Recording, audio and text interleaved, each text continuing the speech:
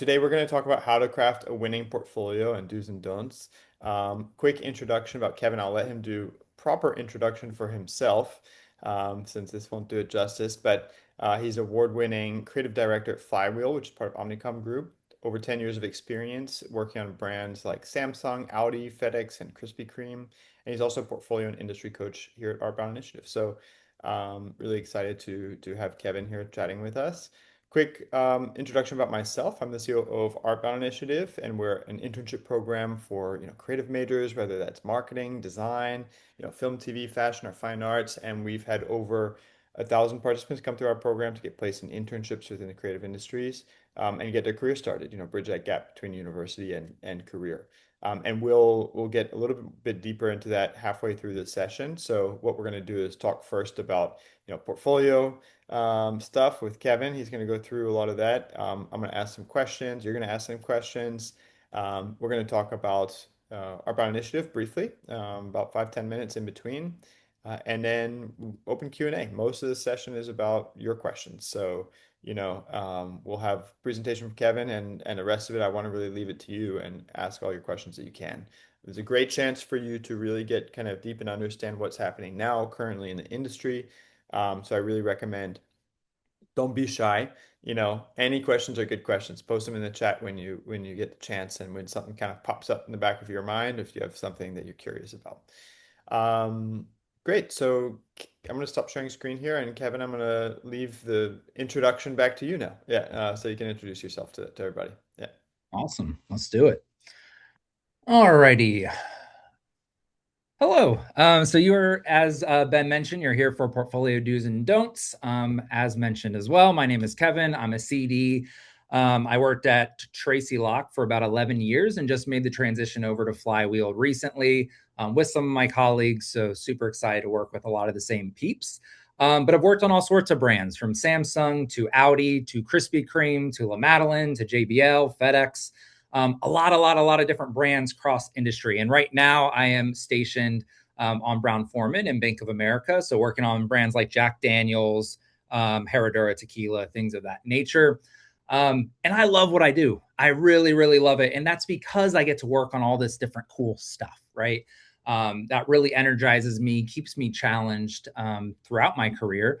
And I think that's an important part of being a creative, right? Is we're consistently challenged to continually up our game and do the best we can in this industry, in this crazy world of ours.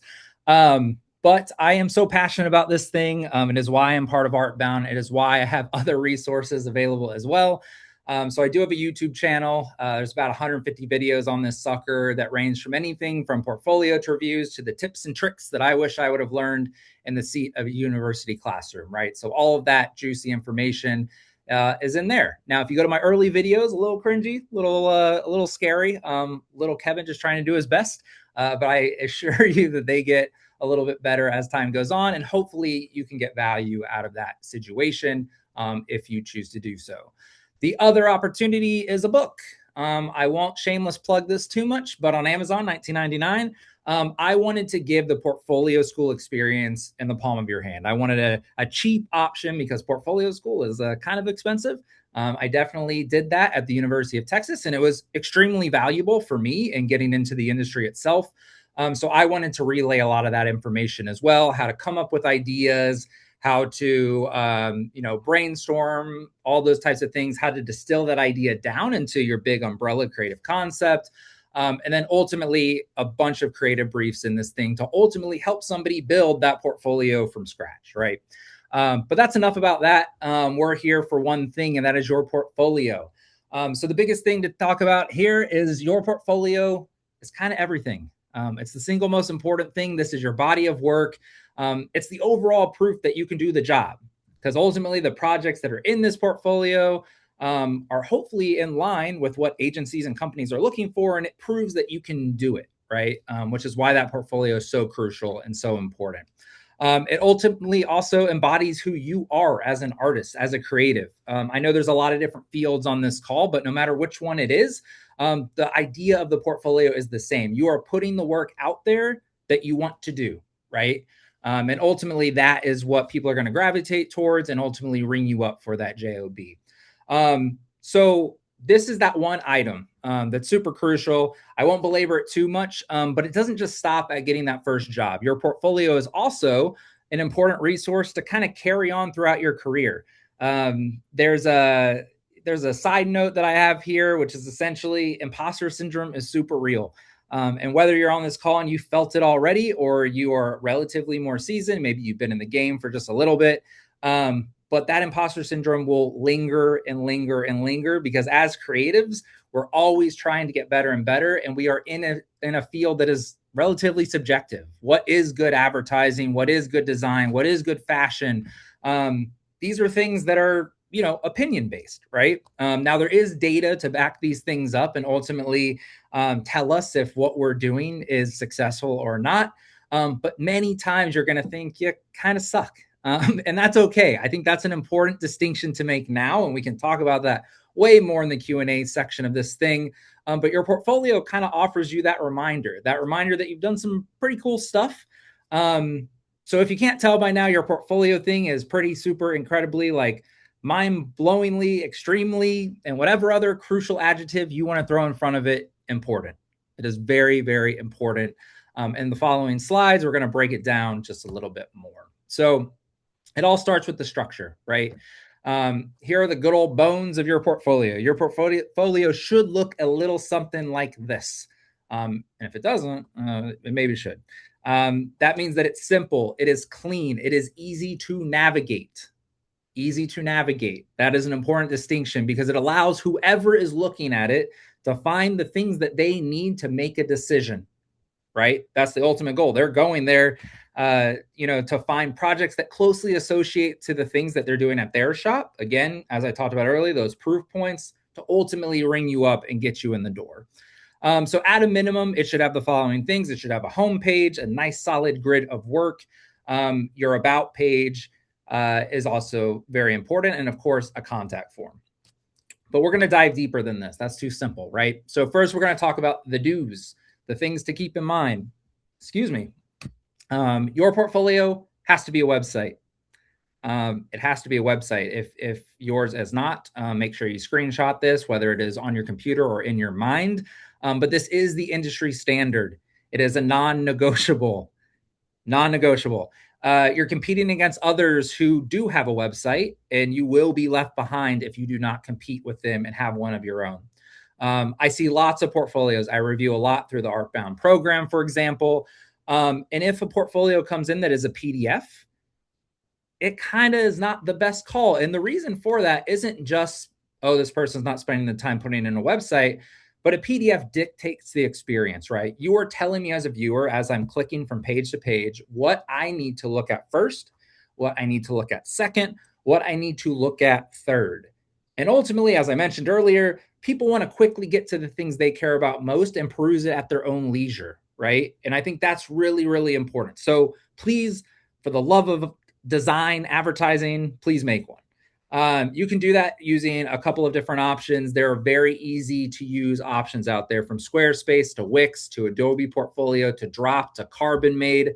Squarespace being my personal favorite, super quick, within a weekend, very intuitive. You can probably build your portfolio and make it look super nice. It will also be responsive to mobile, which is important as well, as some CDs are reviewing on their phones. So things to think about, but please make it a website. Next up is to only show your very best stuff, right? You've got 3 to 5 minutes of a creative director or recruiter's time. And I want you to think about that 3 to 5 minutes very, very intimately. That's all the time that you have. If a reviewer clicks on any random project in your portfolio, will you be happy with the one that they chose? And if the answer is no, delete. Click the delete button. Self-editing is important both in the industry and on your portfolio. We have to know when our ideas are not as strong as some of our other ideas, because ultimately you are just going to be judged by your weakest stuff, right? And you want to put your best foot forward. You spend a lot of time on this, and your best projects don't want to be distracted potentially by the ones that aren't as up to snuff, if you will. But you're probably thinking, but Kevin, how many projects is enough to fill out my portfolio? And this is probably one of the most frequent questions that I get, like all the time. I get this question a lot. And the industry will tell you that there is no magic number. And I tell you that the industry is lying. It is 5 to 6. 5 to 6 projects is the magic number for more junior level creatives. And essentially that's because it's a large enough sample size for us to be able to judge your skill sets, to showcase your thinking, to show the range in your book. And speaking of range, let's lead to this slide. Range is the name of the game. So, that means that could be a range in clients, right? You could pick a tech product, maybe a disposable product. Maybe then you choose a large product, a small product. Hell, you may even pick a service, right? The worst thing ever is seeing a portfolio come in the door where it is all one type of client. I have seen a portfolio that is all car clients. And if we are a car brand, that's amazing. We're like, oh, we'll take them. But if you are anyone else, like Jack Daniels, like Samsung, or any other CPG brand, for example, consumer packaged goods, can they do my projects? Like, I don't have the proof and the confidence through one category that they can. Now, again, if you're going for something super, super niche, which I usually don't recommend for a junior, like if you have like a passion point that you eventually want to get to, awesome, gravy. But get there once you have a little bit more experience. From the onset, you want to kind of broaden your scope and your aperture a little bit to take on kind of whatever comes your way. The next thing is range in styles, right? Does your style change from project to project? You would not do a campaign for Pepsi that looks anything at all like a campaign for Godiva chocolates, right? You just wouldn't. They won't be the same. They should have very different look and feel. So make sure that your, overall designs throughout are a little different from one to the other. And the last one is show range and execution and tactics. That means print, that means digital, that means out of home, social, experiential, all the things. There's a whole world in which to bring your idea to life. Take advantage of it.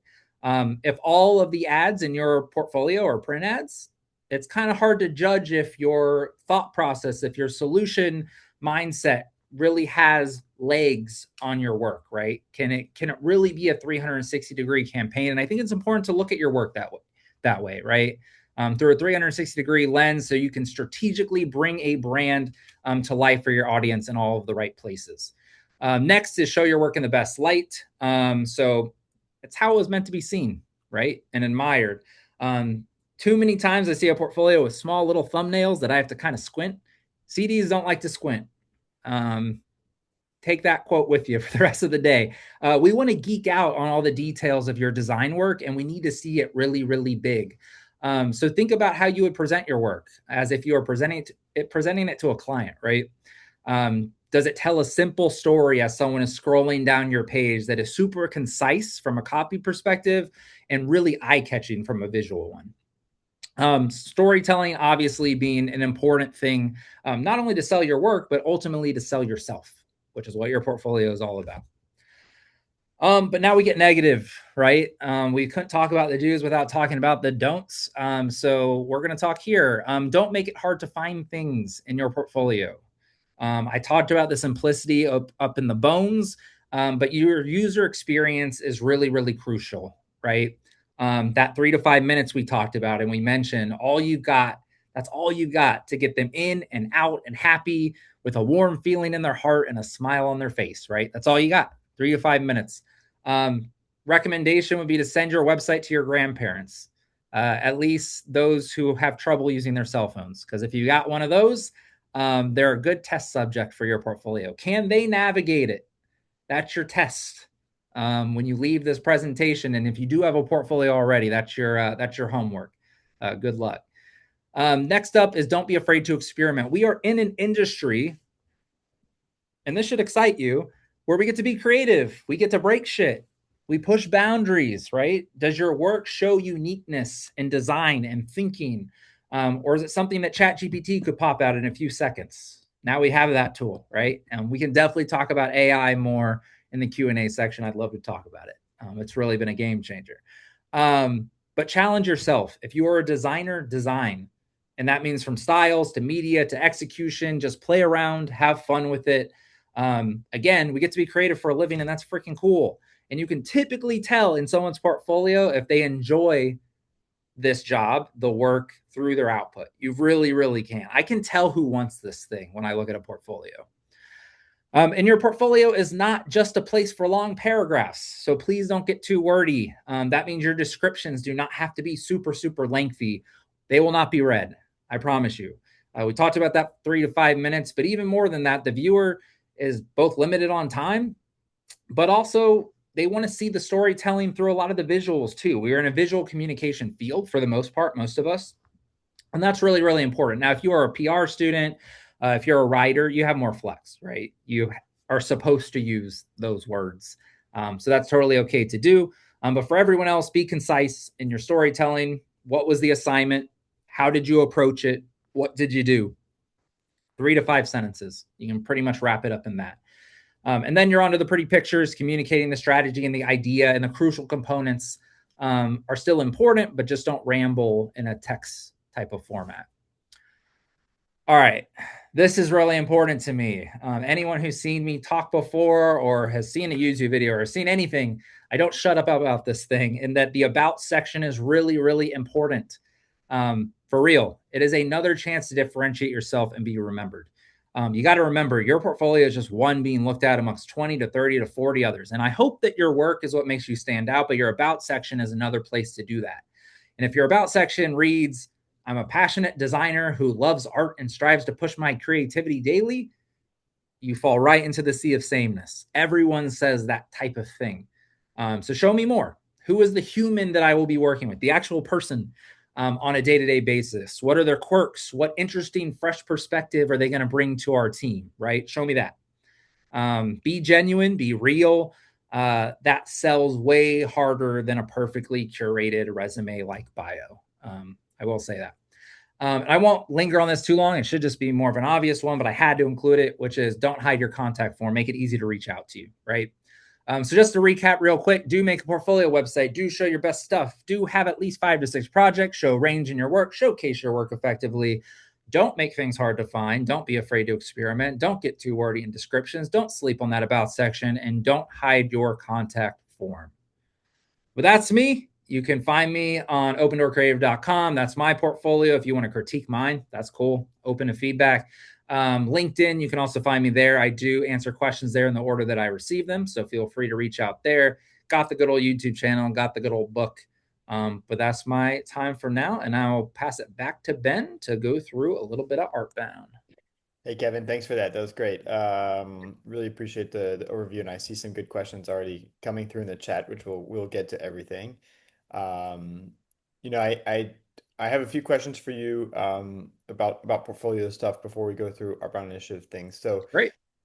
you mentioned making sure that there's a lot of range in portfolio, and how does somebody who's starting off and really trying to identify and showcase their own style balance that with a range of clients? I see sometimes portfolios where it's very stylized or it's very particular to that specific person, right?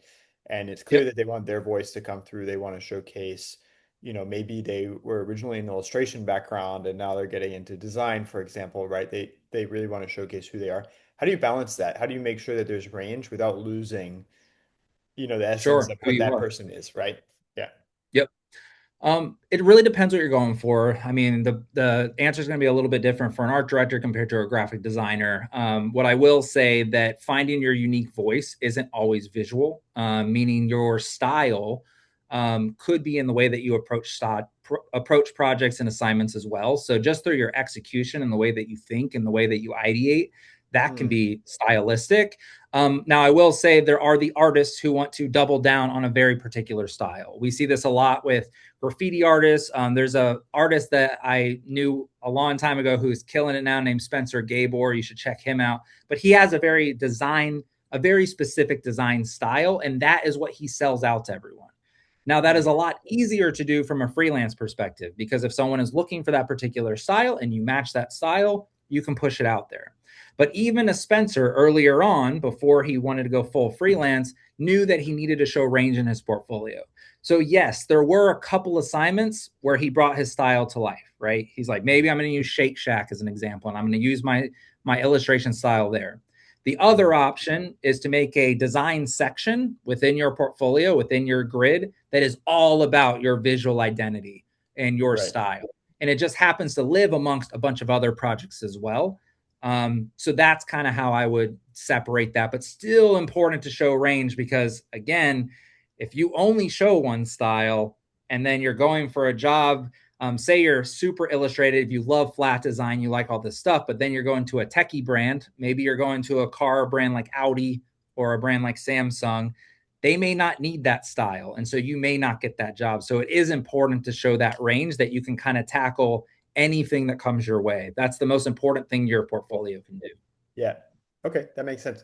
Um, Second kind of question around that is a lot of, students are still figuring out exactly what direction they want to go. Maybe Yeah. they have some illustration, they have some graphic design, they have some motion design, they have some, film and video, maybe some photography, maybe just two of those.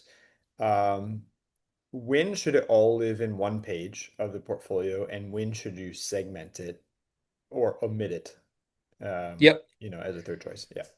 Yeah, no, and I hope this isn't a controversial answer, but it's the one I'm giving because I believe in it, is that if your portfolio feels too different, meaning you have so many varied focuses, you've got photography, you've got, video, specific categories, hell, you've got traditional art, you've got sculptural pieces, and you've got advertising and graphic design.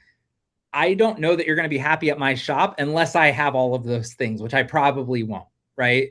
So ultimately, if you haven't made up your mind yet, that's cool. That's actually a really important thing to do early on, is that taste test, right? You're testing out the things, the different things, seeing what you like, experimenting, to the thing we talked about earlier. But when you're putting a portfolio together, it might be worth making a separate portfolio for one thing, a separate portfolio for the other, or within one portfolio, have the main grid of your focus area, and then there you can make a couple tabs of photography and extra section and all these other places where people can go if they want to dive deeper and see what else you're all about, because those things are interesting to know.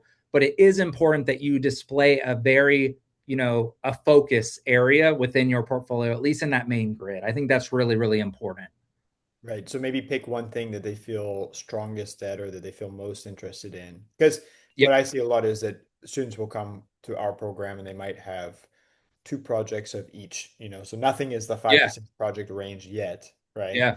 So Yep. maybe picking one of those areas where it's like, okay, this area I'm going to work on first for 3 months. I'm going to build out, you know, Yep. strong enough portfolio that I can get recruited for it.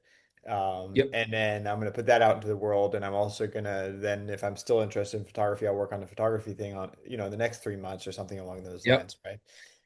And the cheat code, I think the cheat code of that too is you can kind of mix a bunch of different things, right? So say you want to be an art director, right? And you're like, oh, I'm going to go shoot some stuff. Say I'm going to pick a product, I'm going to ideate around it, I'm going to concept, I'm going to shoot some stuff for it for the ads. And hell, I might even put some mixed media and put some illustration on top of it. And you're kind of mixing those things all together in one, which can make for a very compelling piece. And then that is one piece that could potentially live in both places. right. So So just a way yeah, to be a that little bit makes more sense. efficient. Yeah, Yeah. cool. Um, and then what do you think changes, or what are things that are specifically allowed to be in a portfolio for a fresh grad that wouldn't be accepted, for a professional? I'm thinking, for example, does having an explanation of what you're doing and your process, does that live only for fresh grads who are clearly trying to, get their first roles, or does that for everybody? Is there any Yeah. differentiation? Yeah, I honestly wouldn't say there's much, because what I always tell juniors to tell students as well is I don't even want to see you put I'm a student at blank in my portfolio. Like, just say you're a junior designer. Like, you're it. You already are doing the thing. You don't need to label yourself or try to discount yourself or your skills. Like, I would rather a fresh junior with no experience to look like they are a junior with 2 to 3 years of experience because of the way they put their portfolio together. I think anything you utilize to discount yourself, um, is troublesome. And I think the easiest way for me to identify a student book is typically just like, is there pixelated images? Is there, your stuff should just feel really professional, even if you are not one yet. And I think that's important to continue to think about. You're representing yourself in the best way that you can, as if you are the thing. Like, if you've, pushed a pixel, to me, you're a designer. Now, what level designer are you? I don't need to know that you're a student. maybe you're still fresh, but I'll say this: I've seen portfolios of students that can kick ass compared to someone who's been in the year 1 or 2 years who's just not as strong. So again, like I would try not to discount yourself. You're going up against anyone, right? Yeah. And and I think, back to your point that portfolio is everything in this case, right? Like as you mentioned, like you might just go and hire that person and plug them into a role if you see a badass portfolio, without looking too much deeper. Yeah. What I guess my question there, or turning it into a question, is how much does education matter when it comes to getting these types of roles? Because I've spoken with a lot of people who are like, hey, I just did an associate's degree and I feel like I have a strong portfolio, but I think I need to get a bachelor's for me to get a job. Does that matter if they Yep. have a good portfolio? Their portfolio is the number one thing. I said it was the golden ticket and I meant it. Like, I think one of the most talented creatives that I know, his name is Josh Dumont. He, after his associate, he was like, I'm out. Like, I'm good. I like my portfolio. I like the work that I've made. I've done a lot of work on the side to help build it. I don't need 2 more years. And so he got hired, and he's one of the most talented creatives that I know. So like, as much as like, I think education, what I love about it depends who you are as a learner too, right? Like there are some who are better self-taught. There are some who need that structure, who Yeah. need to have the lesson plans and the assignments to like build that portfolio. There are others who are like, I'm fully capable to take these resources, to take that book, breaking into art direction on Amazon for $20, and do those assignments and just make their portfolio themselves. So it really just depends who you are, and I think that's more of a self-awareness play of like, I could do this without it, or I could do it with it, right? Yeah. Cool. And I think to that also, there's so much AI support now. I mean, AI doesn't have to Yeah. create the thing for you. That's what I keep saying in these sessions. Like, don't let AI take away the piece that you love to do, right? Which is Yep. the actual design itself. But all the ideation, all the like, hey, I need a fake, be a fake client for me and, Yep. push the boundary for me. And like, I'm gonna keep giving you ideas and you keep pushing back, that type of thing. Yep. Building out something that can work with you in that way, I think is a great, approach that allows you to not need a professor to give you an assignment to come up with a Totally. portfolio, right? Um, Totally.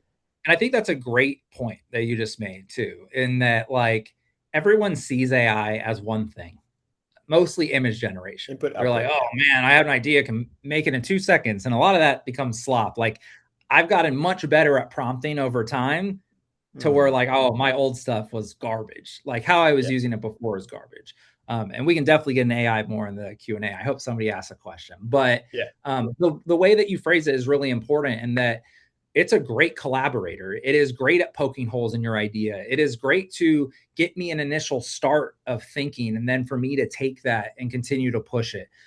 There is so much back and forth throughout the day with me and AI, having to do all sorts of stuff.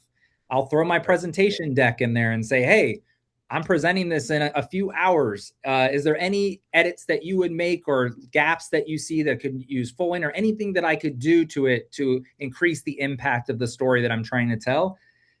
It may not write it perfectly, but it gives me some damn good tips and guidelines where I'm like, that's a great idea. I'm going to incorporate that. And so it Right. helps me sell the thing that I made already even better and more efficiently.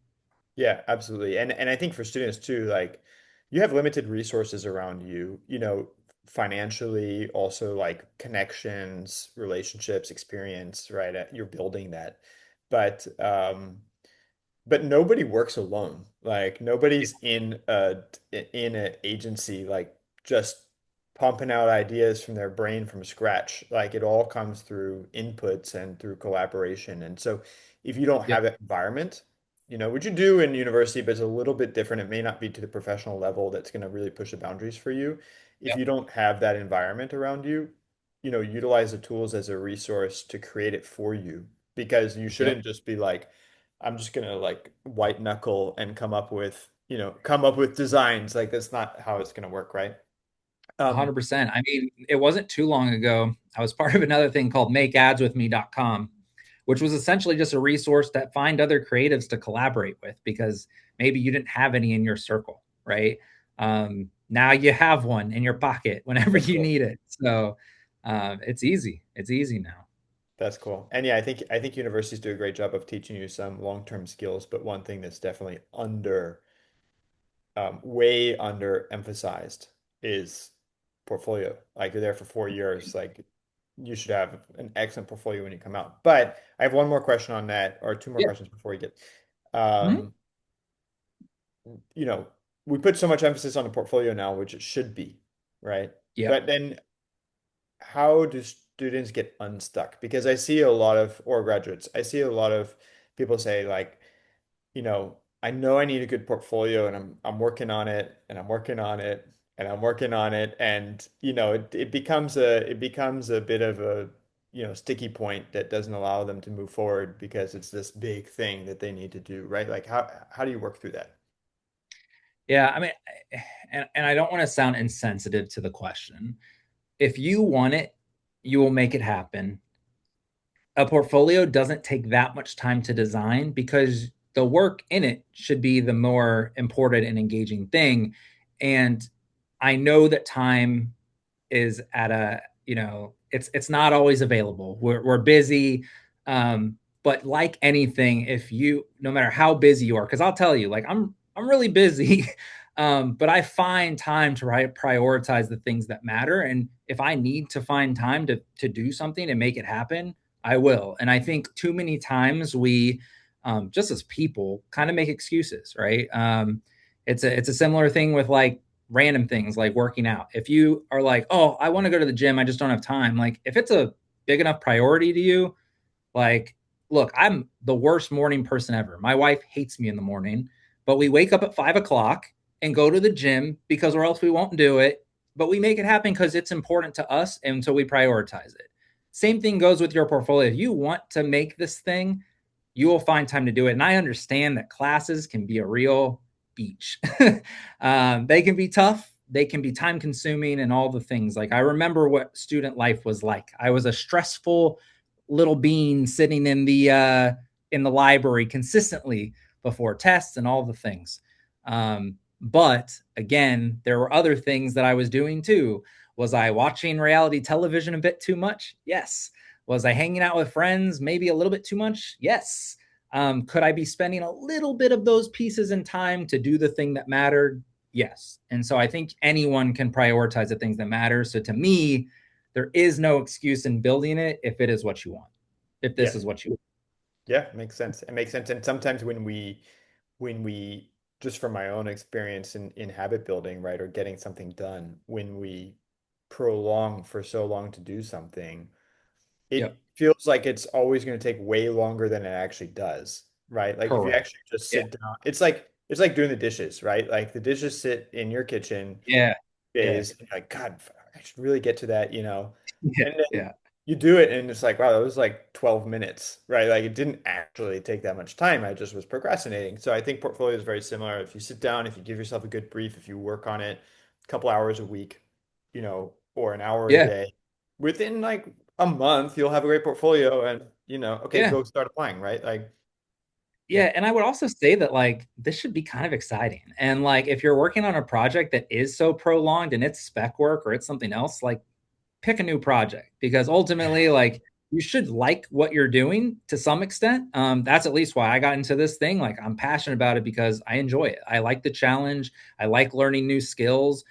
I like, trying to get into the shoes of a new consumer and sell a water bottle. Like that's I get excited by that. And so really like if you're not excited about the particular project, try to get inspired and do something else for your portfolio instead. great. Perfect. Thanks, Kevin, for that. So let me just go back to our quick presentation about Outbound Initiative.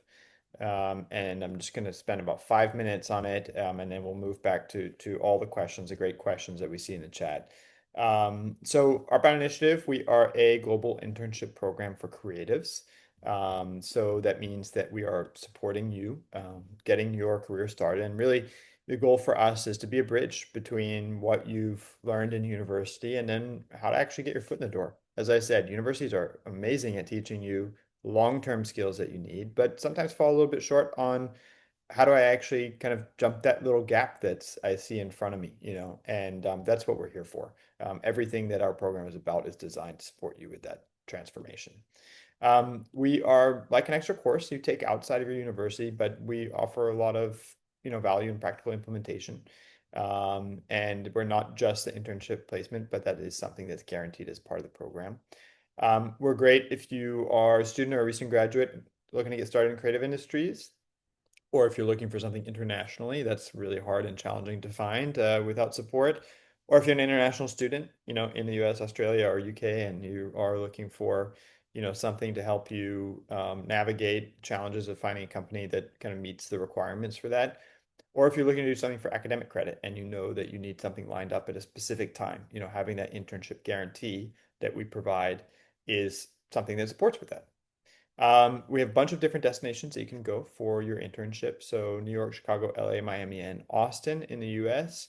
A couple of destinations in Europe, London and Berlin, and then we've got Melbourne and Sydney in Australia. And then if you're in none of those destinations and you don't have the ability or time to travel, we have plenty of virtual opportunities with companies that are set up to work remotely or hybrid. So, great opportunity there as well if you want to start off there before going to a big city. Internship types that we offer, advertising, communications, a lot here. If you're coming from a writing background or a marketing background or a business background, these are all great areas for you to jump into, whether it's communications, PR, advertising, maybe event or project management, content production. Probably a lot of you in this call, as I saw, are all designers. So we do have plenty of internships in graphic design or branding or motion design or content creation. Lots of opportunities, and we would need to see a portfolio for that when you submit your application. Fashion. So I did see a fashion merchandising person here. So if you're looking to get into marketing or wholesale or PR, anything on the business side of fashion, we've got it. Entertainment and media. So looking at production, theater production. I did see RJ, you were asking questions about how to, get into entertainment, and we do have some clear paths for that as well. Talent management, script development, and then fine arts. So if you're, looking to work with an artist or a gallery or an institution, in various different ways, lots of opportunities there as well. There's 4 key program inclusions that we have as part of the program. If you join us, we are, as I said, we're a paid program that you're going to do like a course outside of your university. So you should know exactly what you're getting out of anything that you're paying, and you should milk it for everything that it's worth, right? So just like your university. So number one, you get access to our ABI Academy. You get a guaranteed internship placement. You have access to our creative network, and then we also have dedicated support. So ABI Academy, you can see a little photo of Kevin right there. He's one of our coaches in the academy. Few things that you're getting. Basically, what we're doing here is transforming your profile and your preparation to make sure that you're ready for the workplace and you're ready for the recruitment process. So you're going to get a brand new resume. We're going to work with you on your portfolio to make sure it's up on a website and looking good and you've got great feedback. You'll do interview practice sessions with a recruiter in the creative industry. So you're getting that real feedback from somebody that really does it all day long. And then you're also getting taught about etiquette, working with recruiters and responding to companies. And then secondly, we work with you on that internship readiness. So making sure that you've got everything that you need to be successful in the internship and really not just land the job, but stick it as well. Um, this is all done online. You don't need to go attend any physical sessions, and it's really built for full-time students. So it's with that in mind that you're busy and you don't have a ton of time, and it's the essentials that you need, and it's built in a way for you to do it. Few of our industry experts, Justin from Warner Brothers, Jen from MTV Paramount, Kevin, of course, as we're chatting now, Michael from Ralph Lauren, got Vanessa, who's a senior recruiter for Aquent, which is a creative recruitment agency, and then Jazz, who's a global director of social media at Shutterstock. So it's just a few. We've got a long list and some great people who can support you in your career. Number 2 that you get from the program is a guaranteed internship placement. So 100% guaranteed, meaning that if we don't secure you an internship on time in a destination and in the internship types that we agree upon, you get a full program refund. Now, how we do this is not actually by, having influence over these companies and just plugging you in. That's not how it works. We just really believe in our process and it works. So we're willing to put a guarantee behind it. Um, Internships could be between 3 to 6 months in duration. It could be part-time or full-time. They could be for credit or experience. And we do, of course, have a strong preference for paid internships, but you need to budget for an unpaid one because that's still the reality of the industry in most cases. Some partner companies that we work with, just I'm not gonna, go through all the details of it, but just flipping through so you can see like some examples of the partner companies, that we have across some of our different destinations, and opportunities that you have for you. But we work with over 300, so long list of potential companies, to work with. Travel support, if you're going internationally, we handle visa processing for you. We also handle insurance arrangements. There's housing arrangements in all of our destinations, and then you've got our team support, on the ground and virtually as well. Um, Visa, housing, insurance separate from our program fee, but you do have our team's processing of it so that we can help you make sure that that visa is secured, for example, and that you're on the right path to working within that destination. And then for dedicated support, our team is just helping throughout. Like you're with us for 3 to 4 months before the internship, sometimes longer, 3 to 6 months in the internship. We've got your back the whole time. So we're there to hop on a video call at any time, support you with any needs that you have, support with the internship if you're having some challenges, walk you through coaching of how to handle that, or sometimes speak to employers. Um, and then post program as well, always happy to support our alum in any way that we can. Last but not least, you have access to our creative community. So this is an app and also events, and we've got over 1,000 alums. So you know that network is everything, and that's really important for you. Sometimes figuring out how to get that started is hard. You don't need to know 1,000 people, but using this and using our community to get to know some people that are a little bit more senior, it's a great place to start. And our alum have, gone on to work for some amazing places. So these are some people that you can, think about connecting with, just as examples, as you think about the program. As I mentioned, we do have a tuition. So if you're doing something domestically or virtually, it's 2,250, and internationally is 3,250. Now, I know that this is a big sum of money to think about when you're thinking about next steps of your career. But for the price of 3 credit course, we're looking to really get your career started and offer a ton of value to getting you started within your career and getting that launched. So that does include the 4 components that I mentioned, but as I said, it doesn't include visa or housing or insurance. Those are all separate fees depending on where you're going. And we have a grant available. This is up to the full program fee for our domestic or virtual internships for those people who are coming from a financial needs-based background. So you can apply for that on the application page. How to apply? You go to our homepage. You can fill out the application form, and that's up on very clearly labeled on the page. Once you fill out the application form, there's no fee to apply at all. It takes about 20 minutes. We'll set you up for an interview with our team. Once you have the interview, we'll let you know the application result, and then you can decide whether or not to move forward. Within the interview is where we're going to work with you on your strategy, meaning talking about destinations, internship types, timeline. We do have an upcoming application deadline. This is great if you're looking to do something in the fall.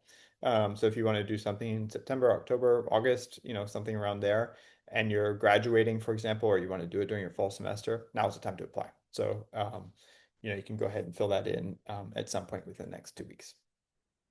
Okay, and then don't forget to join us again tomorrow, talking about what it's really like to be a creative director, getting into the details of what the day-to-day is like, what it means to be a creative director, how the team is structured, and all those things. So really recommend for you to register. You can find that on our events page as well, the same way that you found this session, and I'll put a link in the chat too. Cool. All right, so I'm going to stop sharing screen. We'll get to questions. Let me stop sharing here. And we've got a lot of good questions in the chat. I can answer any questions. I mean, Kevin will answer all the questions portfolio related. And if you have any questions related to Artbound, please let me know. So let me go all the way up to the top. Bella said, I've heard of Canva being used for websites that, sorry, could be used as a free option for people starting out for their portfolio. Is that something that can be utilized? I would not use Canva.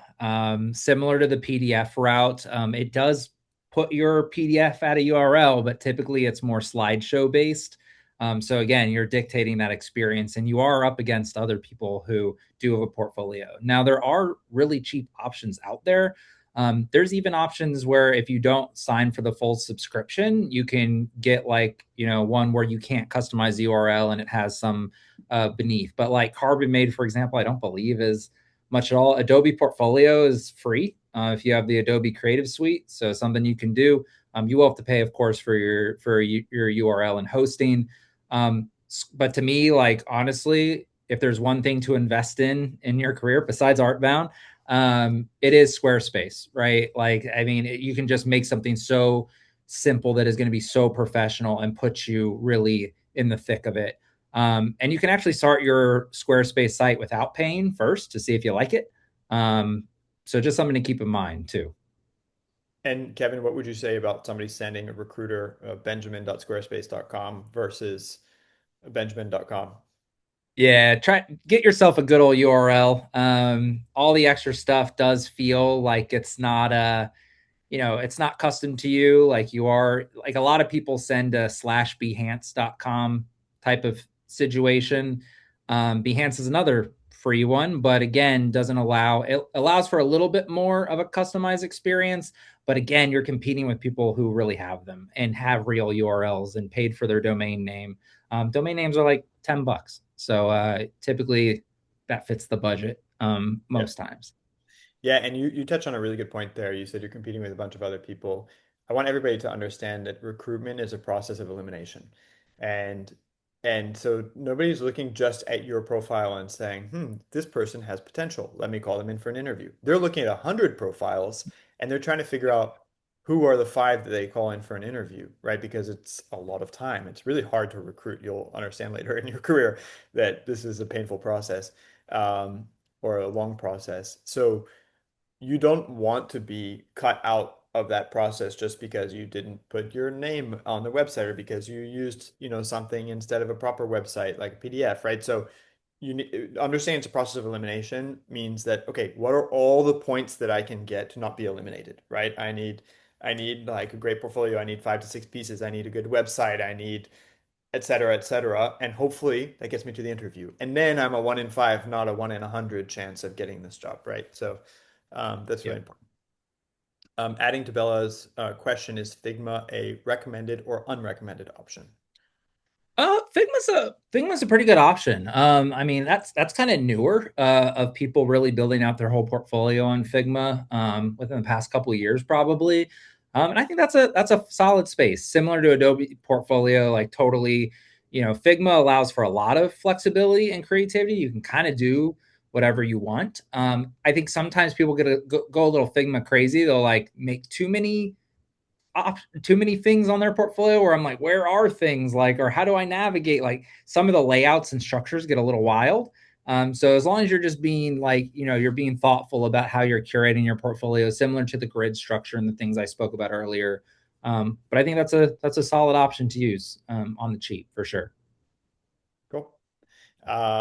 You mentioned storytelling. Karen said you mentioned storytelling. How significant do you think it is to show the process of your projects behind the scenes sketches, ideation versus focusing on the final product? Yeah, great question. Your portfolio is a museum. Your portfolio is a museum, and that remember, there's only that 3 to 5 minutes. I want to see the highlights. I want to see the beautiful pieces of art. Unless your process is game changing, like you did you did some packaging where you wanted a distressed look, so you went out and you took that packaging and scratched it on the sidewalk, and you spray painted it and did some crazy stuff to it, and that's why it is what it is. I'd love to see that process. Do I need to see all the sketches and iterations to hit your final product? Probably not. So I would start with the like, as if you were showing a case study on the website of a advertising agency. No agency is showing all the little process details. You don't have to either, again, unless they're game changing. If you really do want to show the process, you're like, oh, but I really want to show all my cool sketches and my mind maps and all the things. Just put it as a little link at the bottom so that if someone wanted to explore more, they could. Just don't let it be the first thing because it's taken up all the valuable time for someone walking through that museum. Cool. Similar to that question, and as well, I'll pop in my question about AI. We've not for this session maybe, but we've talked a lot about um, how AI is in separate sessions. We've talked about how you need to utilize AI in a portfolio, right? Whether that's part of the Yep. ideation or that's part of the end product. And recruiters are now saying, hey, I want to see that. I want to see that in a portfolio. Where do we put that? Is that just a Yeah. little blurb saying, I use AI for this, this, and this, or is it, more explained than that? Yeah. No, great question. Ultimately, we do want to know what you did in your portfolio. We don't. We want to know if it's AI. So yes, you can definitely label utilized AI to create this work or whatnot. You can definitely put that in the description. More and more, we like to see that you're playing with AI though. I think having its own section in a portfolio. We're not too far from seeing that. We have a design section. In my portfolio, there's a motion graphics section. Um, there's a packaging section maybe in someone's portfolio. I would love to see an AI section. I think that's totally valid now. It is a tool that we have at our disposal, and I would see that tool like any of our other tools, right? Yeah, You've got your Illustrator, and maybe you use Illustrator to design a bunch of stuff, and you have a illustration section that's all Illustrator work. This is just a new tool in your tool belt, and so utilizing it is a really great thing. And what I love about it in general, and again, I won't go too in depth until another session for AI, but it is something that levels the playing field a little bit. I would have died as a junior to be able to create the things that were in my head that I just did not have the skill sets yet to do so. AI opens up that door a little bit. What else is nice is that people have been in the industry for 14 years now are at an almost level playing field than you, who's stepping out of a classroom. We have very similar experiences or length of experience utilizing this tool. And so being able to harness it and use it to its full capabilities can only help you produce better and better stuff. great. I think we've answered this, but I'll say it anyway. Wendy said, hi, I'm a college student doing a mix of digital media stuff, primarily in web design and development. So I have a mix of case studies, but I also have done other stuff like graphic design, animation, and showcasing my Adobe skills as well. What would Yep. you suggest is the best way to showcase my work so different recruiters can look for the specific things they need? Yeah, and I think it's really putting your portfolio together with that in mind. So whether that is creating different sections and sending those recruiters the URL slash, whatever the thing is, because you'll have the different pages. So you don't have to send them blank.com. You can send them blank.com slash whatever focus area is, right? And send it to them that way. And that way it just differentiates the sections a little bit more within your portfolio. Cool. Gabby said, I was running a post studio in Berlin and we worked on a lot of different films and projects, etc. Can I add them to my portfolio if I was working as a studio manager and production assistant? I had some input on creative and producing, but not heaps. Any copyright issues that come to mind? Yeah, I mean, this is always the question. There's definitely a morality thing that only you can answer, and I tell people this a lot: is I don't put anything in my portfolio I don't feel like I had a heavy hand in. I want to feel like I had a big impact in it. If you do feel like you did contribute, I think it's still okay to put it in a section. Maybe you just don't go all out. And you are very clear in your description about what your role and responsibility was. And you're making sure to credit the people in your portfolio that really did a lot of that heavy lifting. So it's cool to know you worked on those things, but as a like main cornerstone of your portfolio, you should have a heavy hand in whatever that was. And if not, it can live on your resume as well, right? Like that's a, Totally. yeah. 100%. Um, Alice said, for someone interested in brand marketing and consumer behavior, what makes a portfolio stand out to creative directors like you? I love that. Yeah, that's a cool angle. Thought process, research, strategy, point of view. So I would curate your portfolio a little differently, right? Case studies a little bit more important. Showing how you think, how you are taking consumer insight, how you're distilling it down and coming up with that aha moment and idea, and then how you're translating that. So it's a little bit different. That storytelling piece is just really important. It just might be a little bit more, a little less visual, and I think that's okay too, right? So ultimately, you're creating, something where you're able to show problem solving and solution oriented capabilities, and that's kind of the cornerstone of your portfolio. Hmm. Wendy said, I know you said not to be wordy, but in my homepage, I have hero images of projects, and then people can click into it to see more, which would be my case study. How do I make it so my case study shows enough without being wordy? Totally. And is this for a design-oriented portfolio, do we know? I believe so. Yes, college student doing a mix of digital media. So the same person that said they were doing a di mix of digital media things. Yeah, Cool. Yeah, yeah. I mean, if you're more design oriented, the design part is more of the story in which you're telling. Now, the other stuff is important, and in your case studies, you can still talk through your process and you know how you approach the assignment, you know what insight you came up with, what you did, and all those things. Just make sure it's concise. You know, if you're looking at 8 to 10 to 20 sentences on a page, it's probably not the best bet. If it is purely a true case study format, you're positioning yourself more in the strategic planning type of space, more in the marketing type of space, a little less advertising slash graphic design. got So it. just something to be cognizant of. Yeah.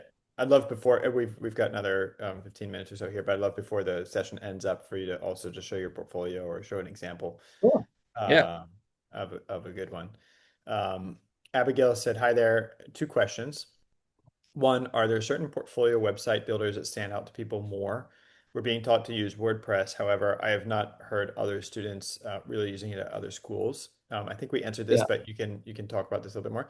And number two, I'm a PR student. However, my major is leadership. Would it be odd to showcase something such as an event I worked on hosting or a case study I worked on as part of my portfolio?" Hmm. Let me work backwards. I like that question. Then we'll go to the other one. So again, your portfolio is to put out the work that you want to be doing. So if you're proud of the event stuff and that's the kind of stuff you're interested in doing, 100% put that. I think that's totally a valid thing to do. As it pertains to the first part of the question, I too had a quick stint with the good old oh my WordPress. god, WordPress. My problem with WordPress is it broke all the time. It felt like every 2 seconds it was updating, it was breaking, it was dying. And I was like, I hate this because the next day my site's not working and you're sending this off to recruiters who are going to open that sucker. And if it's broken, they're going to leave it immediately. And that's just not worth the risk. So for me, I am not a WordPress guy. I know that there are people that like that, and that's totally valid and fine and cool. The Squarespace route's just so much easier, at least from a design perspective. Wix too. I mean, there's so many other resources out there to just do it more simply and something that will stick around and not break. My portfolio, I've had the same portfolio website. I've updated, of course, but I've had the same website for I think 10 years now. So yeah, and it's pretty much the same as I had it from the start. So just for some insight there. Great. Yeah, like every host, I guess. Same problem. Megan said, I'm not a graphic designer and I have no experience in marketing or digital arts. I'm here because I'm wondering how having a portfolio or personal website would be beneficial to have regardless. I'm thinking about becoming a photographer, but I'm mainly a journalist for a local student newspaper at the moment. What would be the best way to maintain a portfolio that I can grow on the side during these jobs to showcase my photography and my writing? And what things should I be including on my portfolio to showcase my range and experience? No, it's great. So similar talk track. I mean, ultimately, you are building the portfolio for the jobs that you want. It is going to be difficult to get jobs that are both very writing focused, but also very photography focused. So I do recommend having those as two separate portfolios. One as a copywriter slash content or content type of production manager types position, and the other one being a little bit more on the photography side. So I would make those separate if it were me. But I think, taste tests, see what you like better. And just because you choose one doesn't mean the other thing just goes away forever. I'm really big into video. Like I love shooting video. I love video editing. Am I doing video all the time at my agency? Sometimes actually, but most of the time, like I do a lot of that outside of work, and I'm doing video editing. I'm making stuff on the side, and I do that just for my own passion and for my own creative heart, if you will. And work, I just do something a little different. So whether you want your main squeeze to be writing and you do photography on the side and you still enjoy it as a hobby and a passion, or vice versa, like you could go either way, right? Great. Um, yeah, and writing portfolio is a real thing too, right? Like if you're a journalist, you can also keep a writing portfolio online, Oh, and there's a 100%. lot of different ways 100%. to do that, whether that's a portfolio or whether that's just writing on Substack and having a way to like showcase your work, so that somebody Yep. can see the experience or interest that you have. Yeah, I mean, there's a lot of great both copywriting and just journalist web portfolios out there. I mean, it's just your show. I think the best thing there is to continue to show range. So you're showing range in your copy, and that's the things you're writing on and about. But Mhm. also doing long form, short form, all the different forms, social, showing that you can write for all different types of platforms as well is super impactful for a writer portfolio. Cool. Darren said, any advice on approaching the strategy for the portfolio work if you want to do more of an advertising focus, but want work that stands out? I know you can bounce around ideas with ChatGPT and research with that. And also for creating a spec campaign, how deep should you go with brand making sense with the campaign strategy wise? Again, with AI, I've tried to use research on market differentiation stuff to make my ideas better, but maybe that's leaning too much into the strategic planning. No, I mean, honestly, the best designers, the best art directors also are pretty damn good at strategy. You're able to take a problem, come up with a strategic solution, and then bring that to life visually. So for strategic planning in general, like, I mean, totally use the resources that are available to you. But that's what that spec work should be. The spec work should be you doing the legwork and figuring out the insight. It's picking a product, going to the store, closing your eyes, pointing to the aisle, and being like, I'm going to do something for L'Oreal. And then you're like, okay, well, who's the consumer? Who's buying L'Oreal? Okay, I'm going to put myself in that consumer mindset. I'm going to write a little persona out of who this consumer is. Then I'm going to dig deeper. What's the problem that this product is trying to solve? Right? What's its primary benefit? What's its secondary benefit? Hell, what's its tertiary benefit? And ultimately, you're able to then start to think about it very strategically. It's like, oh, I'm going to double down on this benefit because I don't think it's talked about enough, but it's something that's really interesting, and you find an insight, and that insight is related to that consumer, and you're like, oh, this insight is what I'm going to make my whole campaign around. And that's part of the process, and I think that part of the process is not just held from the strategy team. At my work every day, I am working hand in hand with strategy. I'm poking holes with them, they're poking holes with me, we're collaborating, and that is where we find the best stuff. So even as a creative, you need to be very, very strategic in the way that you're solving your problems for your clients. That's why they're coming to us in the first place. Great. Yeah, and I think on top of that as well, I think a lot of people are utilizing AI as a very surface level type of thing, right? Mm-hmm. Like, let me open ChatGPT and ask a strategy question and see what it comes up with. Yep. Um, the real depth comes when you're able to build context. And so, if you can, start a project within one of them, whether that's Claude or GPT, and you know, maybe you go and do some research on what's happening in consumer markets right now using Perplexity, which is really good with research. Pull Mm-hmm. all that source information, you distill it down, you put it into the project, then you leave yourself a voice note about some of the things that you're brainstorming about and just chat it out. And you take that transcript and you put it in and you start feeding it a lot of stuff. The output that it's Yep. going to have to do is so much stronger, you know. So strong. Um, Yep.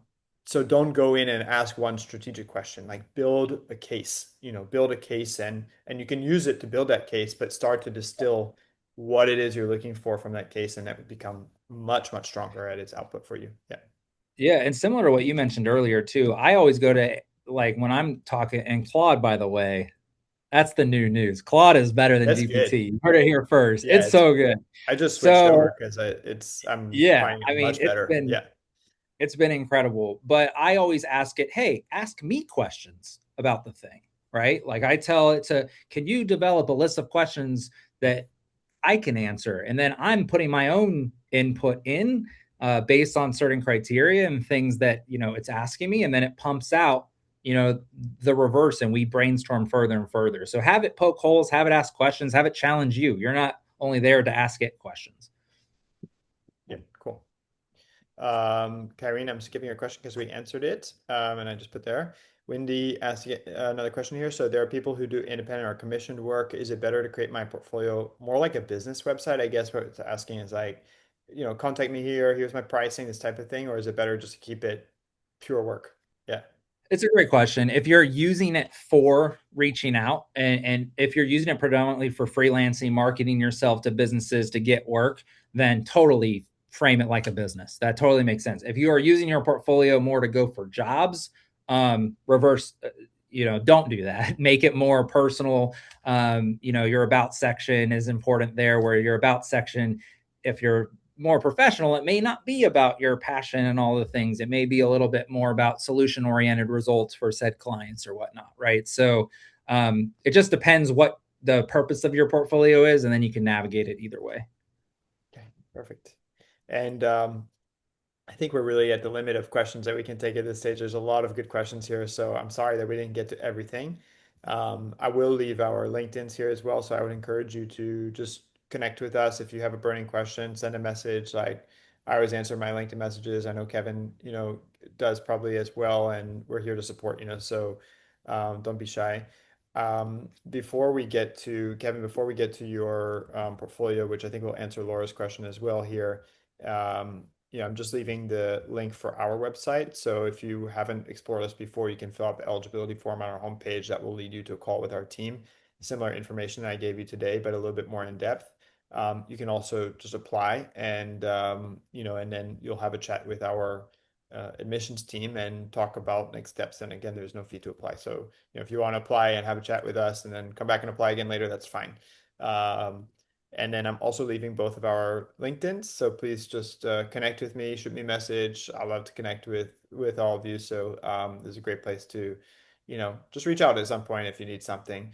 Kevin, I'm gonna turn it over to you Yeah. to talk about portfolio. And I will just say one thing um, here, April 10 deadline.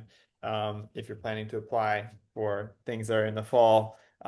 Really recommend, or if you're in Australia, you want to do something over the summer, your summer, go ahead and apply by April 10th. But Kevin, yeah, let's walk through your portfolio. I think that'll answer Laura's question about like how should the homepage look and Yeah. things like that. Cool. Let's do it. Putting you on the spot here now. Yeah, that's cool. So this is my portfolio. You can go to opendoorcreative.com, peruse it yourself, see a little bit what I'm putting down. Now, I have been in the industry a little bit longer, so I have a little bit more than 3 to 5, you know, spots or 5 to 6 projects. There's also things about my YouTube book, other things that resonate with me and who I am and who I position myself as. I am Open Door Creative. That's personal brand that I put towards myself. That's what my YouTube channel is called. That's what's on the back of my book. And that is because I'm a door open type of creative. You can really ask me anything, which I hope has been relatively evident on this call is, I'm down to answer any question. I just want to help people get into their own doors into this industry. That's my passion. That's my goal. That's what I get a lot of value out of, is pushing people through the door and getting them into this thing. Why I'm teamed up with Artbound, that's the purpose, is to get you from point A to in the door to point B. But my portfolio is structured as such. Worked on a whole bunch of different things. So I've got campaign work, to packaging work that I really enjoy. I've got some UI UX display work. If we go into the sections, I do usually start a lot of my sections with a little case study video. Like takes you through a 30-second case on my video, but you can also just scroll. And this is what I was talking about from a storytelling perspective, is you're just breaking down the elements and the pieces of what your thing is and how you brought it to life and how you're strategically solving a problem that the client had. You'll see that I have a very short description over here on the left side of what this thing was, what I did in this in particular. And that goes through a whole bunch of different places too. So this is another one where I don't know if you know Clicks. He's a gamer. We did a thing with him in JBL. We built him his own bunker, which is pretty sick and was a really fun shoot to do. So we have a little video with Clicks. Then from the same shoot, showcase how a lot of our shots, we designed their website, how that goes onto billboards and out of home, how we did just general product shots for the website, print, social, again, showcasing a multitude of media tactics and how we brought that to life. Other things are just more design projects I just love doing. I loved making this little locker for Tito's. I am on Jack Daniels now, so forget Tito's. But Tito's was really fun to work on. Made this little locker with these cute little recipe cards that hung inside the locker door. Little tiny details like scratching Tito is here on the bottom of the locker. Just really enjoyed things like that for game day. But you'll just see a plethora of work, and how I've put it together is really big and visual. And that's kind of the gist of what I wanted to display when I was doing Samsung. It was everything from commercials to web.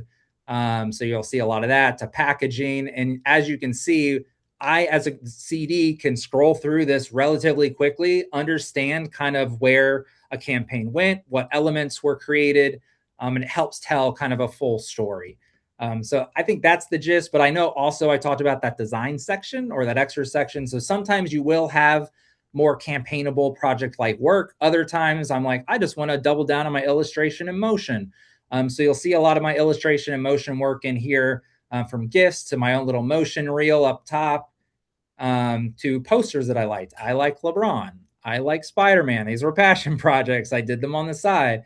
Did this cool concert poster for JBL. Fun little LA Dodgers thing for baseball. It was just like, hey, there's this doodle illustrator that I like, so I'm going to do a doodle illustration poster with a bunch of fast food and random things in it.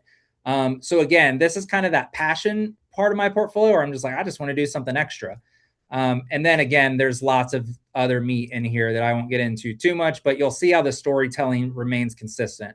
This was for Krispy Kreme's new rewards program. So I made this illustration style, looked at some of the UI UX, thought through strategically how to bring people into the app consistently and get more people into the store. So had these little challenges and badges you could unlock, and then ultimately goes to the website and more. So that's just a glimpse. You can totally check it out on your own.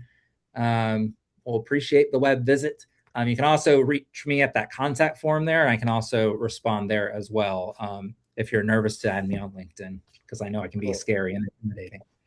Yeah, and also I was like looking at my shelf because I realized we have a copy of your book sitting here. So thank you. Yeah, thank you. Yeah, shout it out. Shameless plug number two. That's good.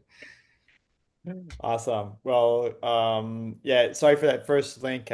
For some reason, it linked to somebody else. Somehow the actual hyperlink itself was wrong. So there's the new link there for Kevin. Kevin's LinkedIn. You've also got his own website, Open Door Creative, and my LinkedIn as well. But yeah, thanks, Kevin, for your time. I really appreciate it. This was really great, really insightful, and thank you everybody who was on the call, for joining us here. Really helpful as well, to have all of your great questions and keep a really engaged session.